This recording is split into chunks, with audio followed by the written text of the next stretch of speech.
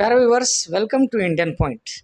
आज के इस प्रोग्राम में हम ख़ास मुलाकात कर रहे हैं गुलबर्गा शहर के मशहूर व मारूफ सीनियर सहाफ़ी अज़ीज़ुल्लाह सरमद साहब, बहमनी न्यूज़। तो हम बहमनी न्यूज़ के एडिटर अज़ीज़ुल्लाह सरमद साहब को मुल्क के मौजूदा हालात जो हैं उस पर और फिर मिल्लत के जो बैनुल अक़वामी सतह पर अफसोसनाक हालात हैं फ़लस्तीन को लेकर के, इन पर गुफ्तगू करेंगे। उम्मीद करते हैं आपको ये वीडियो पसंद आएगी। हम आपसे दरख्वास्त करते हैं हमारी वीडियोस आखिर तक देखें, लाइक करें, सब्सक्राइब करें और शेयर करें और फिर अपनी कमेंट ज़रूर देते रहें, अपनी राय देना ना भूलें। फ़लस्तीन की इस कदर तबाही पर मुस्लिम ममालिक की खामोशी जी, इस बारे में आप क्या कहना चाहेंगे? फ़लस्तीन के मसले पर मुस्लिम ममालिक की खामोशी से मुतालिक आपका सवाल है, तो मैं ये अर्ज़ करना चाहता हूँ कि फ़लस्तीन पर इस वक्त गाज़ा पर जो कुछ इसराइल की दहशतगर्दी हो रही है, उस पर मुस्लिम ममालिक की खामोशी वाकई अफसोसनाक है। ये खामोशी के क्या नताइज सामने आ रहे हैं, इसका भी हमको जायज़ा लेना चाहिए। मुस्लिम ममालिक अपने अपने मफादात के लिए खामोशी इख्तियार किए हुए हैं। हालांकि ये जो मुस्लिम ममालिक की खामोशी है, उससे इसराइल के हौसले बहुत बुलंद हो रहे हैं और वो फ़लस्तीनियों पर और फ़लस्तीनी मुसलमानों पर जुल्म तशद्दुद मुसलसिल ढाता ही जा रहा है। लेकिन सबसे बड़ा ख़तरा ये है कि असल में इसके इसराइल की पूरी पुष्टपनाही आलमी ताकतें कर रही हैं। इस बात को समझने की ज़रूरत है। फ़लस्तीन ही इसराइल का टारगेट, इसराइल का निशाना नहीं है। आलमी ताकतों का निशाना सिर्फ फ़लस्तीन नहीं है, बल्कि पूरे इस्लामी ममालिक है। लेकिन इस्लामी ममालिक ये जानते हुए भी खामोश हैं और पता नहीं उनके पास क्या हिकमत अमली है कि इसराइल और आलमी ताकतों का जो निशाना मुस्लिम ममालिक को, बल्कि पूरे आलम इस्लाम को बनाने का एक जामे मंसूबा साजिश बनाया गया है और इसराइल को एक ग्रेटर इसराइल बनाकर पेश किया जा रहा है। तो इसराइल को इसलिए आलमी ताकतें पुष्टपनाही कर रही हैं कि वो इस्लामी ममालिक का आने वाले दिनों में खात्मा कर सकता है। जिस तरह फ़लस्तीन के मुसलमानों पर जुल्म ज़्यादती की जा रही, फ़लस्तीन पर कादिबाना कब्ज़ा किया जा रहा है, उसी तरह आलम इस्लाम को भी निशाना बनाया जा रहा है। तो ये बात समझने की ज़रूरत है। ये सिर्फ मसला फ़लस्तीन के मुसलमानों का नहीं है, बल्कि पूरे आलम इस्लाम का है। तो इसको समझने की ज़रूरत है। एक तो क़िबला अव्वल बैतुल मक़दिस की कामयाबी, उसकी फ़तह तमाम आलमी तमाम मुस्लिम ममालिक की ज़िम्मेदारी है, लेकिन उस तरफ तो कोई तवज्जो, उस तरफ तो कोई ध्यान जा रहा नहीं है। सिर्फ फ़लस्तीन के मुसलमानों की मदद के लिए कोई आगे नहीं आ रहा है, तो बैतुल मक़दिस की फ़तह करने के लिए कौन आगे आ सकता है? तो ये बैतुल मक़दस क़िबला अव्वल मुसलमानों का, उसका तहफ़्फ़ुज़ ज़रूरी है और ये जो अंबिया की सरज़मीन है उसका तहफ़्फ़ुज़ ज़रूरी है। और सिर्फ गज़ा के फ़लस्तीन के मुसलमानों पर जुल्म ज़्यादती को ही रोकना नहीं है, बल्कि बैतुल मक़दिस की बेहुरमती को भी रोकना है और बैतुल मक़दिस को आज़ाद कराना है। लेकिन देखा यह जा रहा है कि इसको एक फ़लस्तीन के मुसलमानों का मसला बनाकर इसकी अहमियत को ख़त्म किया जा रहा है। तो ये आलमी साजिश है, इसको समझने की ज़रूरत है और एक तमाम मुस्लिम ममालिक को एक मुश्तरका मौसर हिकमत अमली बनाना चाहिए और एक आलमी दबाव पैदा करने की ज़रूरत है इसराइल के ख़िलाफ़। वरना आने वाले दिनों में इसराइल इतनी बड़ी ताकत बन जाएगा कि फिर इस्लामी ममालिक को एक के बाद दीगरे निशाना बना सकता है। और उसकी जो जारहाना दहशतगर्दी है, उसमें इसलिए भी उसके अज़ाइम इसलिए बुलंद हो रहे हैं कि मुस्लिम ममालिक में बहुत अफसोस के साथ कहना पड़ता है कि सिफारती ताल्लुकात इसराइल के साथ कायम करने किए जा रहे हैं। तो ये एक जो दहशतगर्द मुल्क है, जिसने बैतुल मक़दिस पर कब्ज़ा कर रखा है, जिसने फ़लस्तीन पर गाज़िबाना कब्ज़ा कर रखा है, उसके साथ इस्लामी ममालिक किस तरह सिफारती ताल्लुकात कायम कर सकते हैं? सबसे पहले सिफारती ताल्लुकात को ख़त्म करना चाहिए और आलमी सतह पर ये वाज़े ऐलान होना चाहिए कि हम फ़लस्तीन पर जो ना गाजिबाना कब्जा है हम उसको बर्दाश्त नहीं करेंगे। सबसे पहले इसराइल को पीछे हट जाना चाहिए और दूसरा बैतुल मक़दस जो है वो मुसलमानों के हवाले करना चाहिए। ये सवाल भी आपका बहुत अच्छा है। देखिए कि उलमा को हमारे जो निशाना बनाया जा रहा है, बहुत सारे मुस्लिम नौजवानों को निशाना बनाया जा रहा है। मैं जानता हूँ कि खुद कर्नाटक में हुबली है, अलंद है और डीजे हल्दी है। यहाँ के सैकड़ों नौजवान बच्चों को दहशत गलत इल्ज़ामात, नाकाबिल ज़मानत दफ़ात लगाकर उनको जेलों में ठूंस दिया गया है। लेकिन हम उनको रिहा करवाने के लिए जैसी कानूनी लड़ाई हमको लड़नी चाहिए वो नहीं लड़ी जा रही है।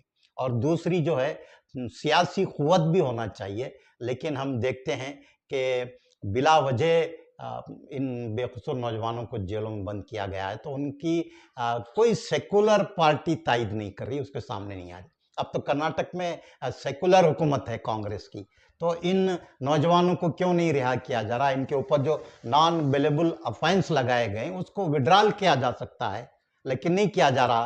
और खुद हाई कोर्ट का ये एक फैसला है कि जितने भी नौजवान को गिरफ्तार किया गया है एक ही मामलात में, तो उनको उनके सारे मुकदमात को इज्जा करके ज़मानत हासिल की जा सकती है। लेकिन इस तरह की कार्रवाई भी हमारे मुस्लिम तंजीमों की जानिब से नहीं हो रही। तो ये है कि मुस्लिम उलमा के ऊपर जिस तरह के चार्जेस लगाकर उनको गिरफ्तार किया जा रहा है, तो उनको बचाने के लिए मुस्लिम तंजीमें खुलकर नहीं आ रही हैं। अलहदे कि जमीयतुल उलमा एक अच्छा काम कर रही है, लेकिन उसी तर्ज पर और तंजीमों को काम करना चाहिए। और सबसे अहम बात, मुझे बहुत अफसोस होता है कि हमारे मुस्लिम उकला को मुत्तहिद होकर, ऑर्गेनाइज होकर ये मुस्लिम उलमा हैं या मुस्लिम नौजवानों को गिरफ्तारियां अमल में उसके केसेस को उनको लड़ना चाहिए। दूसरा, आपने ये कहा कि दूसरे लोग शरपसंदी करते हैं तो उनके खिलाफ कोई एफआईआर दर्ज नहीं होता है, तो ये एफआईआर दर्ज करवाना पड़ता है।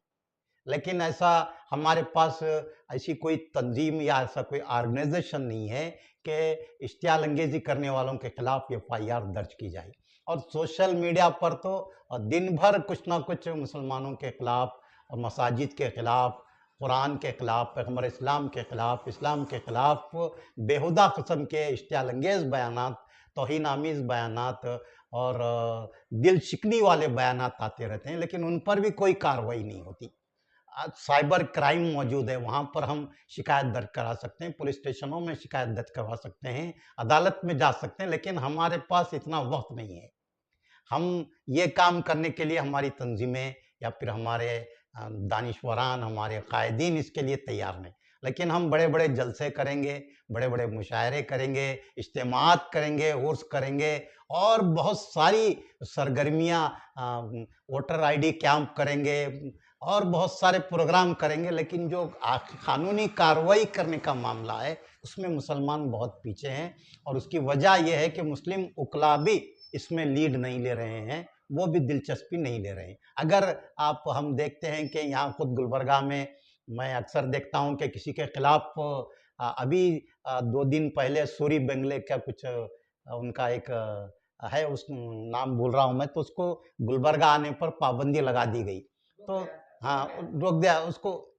24 घंटे के अंदर हाई कोर्ट से वो जो पाबंदी लगाई गई थी उस पर पाबंदी वापस ले ली गई। तो उनके पास लीगल प्रोसेस करने वाले इतने फास्ट हैं, लेकिन हमारे पास ऐसे काबिल कहना चाहिए या फिर दिलचस्पी रखने वाले उकला की टीम की कमी है हमारे पास, इसलिए ऐसा हो रहा है।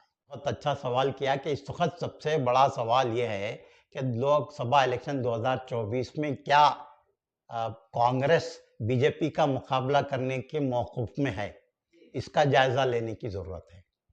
और दूसरी बात, पिछले असम्बली इंतखाबात में मुसलमानों ने ये कहकर कांग्रेस को भरपूर 100% तायद की और हुकूमत को बनाने में कांग्रेस के कलीदी रोल अदा किया कि ये बीजेपी को इक़्तिदार में आने से रोकेगी। तो सिर्फ 1 पॉइंट प्रोग्राम पर के बीजेपी को इक़्तिदार में आने से रोकना है, कांग्रेस को मुंतखब किया गया। अब कांग्रेस की हुकूमत को आए 9 माह हो चुके हैं, तो हम इस बात का हमको जायजा लेना चाहिए कि क्या कांग्रेस ने इक़्तिदार में आने के 9 माह के दौरान बीजेपी को रोकने के लिए कौन-कौन से काम किए। ये जायजा लेना जरूरी है। सबसे अहम मेरा सवाल यहाँ है कि बीजेपी ने हिजाब पर पाबंदी आयद कर दी थी, बीजेपी ने 2B के तहत 4% रिजर्वेशन को मनसूख करवाया था। तो कांग्रेस की गवर्नमेंट का सबसे पहला काम ये होना चाहिए था, और कांग्रेस ने वादा भी किया था इंतखाबात में कि आने के बाद हुकूमत में सबसे पहला फैसला हम 2B रिजर्वेशन को बहाल करने का लेंगे, हिजाब को वापस लेने का लेंगे। उन्होंने पहला कैबिनेट डिसीजन ये लेने का उन्होंने वादा किया था, लेकिन आज तक भी ये नहीं हुआ। ये इसलिए नहीं हुआ कि उन कांग्रेस वालों का कहना है कि अगर हम ये करेंगे तो फिर बीजेपी को फायदा पहुंचेगा। तो अब मुझे ये समझ में नहीं आ रहा है कि मुसलमानों ने बीजेपी को रोकने के लिए वोट दिया था कांग्रेस को, या फिर बीजेपी के डर के लिए दिया था। और कर्नाटक के बजट के बारे में भी सिद्धरामैया का बड़ा अजीब व गरीब बयान मुझे देखने को मिला कि सिद्धरामैया ने कहा कि हमने माइनॉरिटीज को बजट का 1% भी नहीं, 1% भी नहीं, 0.8% बजट की रकम माइनॉरिटीज को दी है, फिर भी बीजेपी हमसे नाराज है। यानी सिद्धरामैया बीजेपी से डरकर माइनॉरिटीज को उनकी आबादी के तनासुब से बजट अलॉट करने से घबरा रहे हैं, इसलिए उन्होंने 0.8% बजट दिया। तो आप बताइए कि वो नारा क्या हुआ, क्या फायदा हुआ कांग्रेस को लाने का। तो ये कांग्रेस कभी भी खुलकर मुसलमानों की तायद में खड़ी नहीं होती, ये उसकी अपनी सियासी मजबूरी है। यानी मुबैना तौर पर कांग्रेस मुस्लिम हिमायत से गुरेज करती है। बिल्कुल, वो कोई भी सेकुलर जमात जो है वो मुसलमानों की खुलकर तायद नहीं करती। अब रही बात कांग्रेस लोकसभा इंतखाबात में मुसलमानों के अलावा और कौन कौन से सेकुलर तबकात के वोट हासिल करेगी, उसकी बुनियाद पर यह तय होगा कि कांग्रेस बीजेपी का मुकाबला कर सकती है या नहीं। इस वक्त पूरी एक जहनियत बना दी गई है, एक सियासी जहनियत ऐसी बना दी गई है कि सेकुलरिज्म का मतलब ही ये समझा जा रहा है कि मुल्क दुश्मनी है और बुलवतनी नहीं है सेकुलरिज्म। ये सिर्फ एक ढोंग बनकर रह गया है। अब सिर्फ सेकुलरिज्म सिर्फ मुसलमानों के लिए रह गया है। क्या इस देश में सिर्फ मुसलमान ही हैं? और भी तबकात हैं, ओबीसी जिनको हम कहते हैं, बहुत सारे तबकात हैं, वो सारे सेकुलरिज्म की तायद में उनको आना चाहिए ना, तो तभी सेकुलरिज्म मुस्तहकम होगा। और सेकुलरिज्म की बुनियाद पर जो पार्टियां इस वक्त कायम है वो मजबूत हो सकती हैं। लेकिन जब वोट लेने की बात आती है तो सेकुलरिज्म की बात करते हैं, जब इक़्तिदार में आते हैं तो सेकुलरिज्म को भूल जाते हैं। इस मुल्क का इत्तेहाद, इस मुल्क की सालिमियत जो है वो गंगा जमनी तहजीब पर है। गंगा जमनी तहजीब जो है वो सेकुलरिज्म है।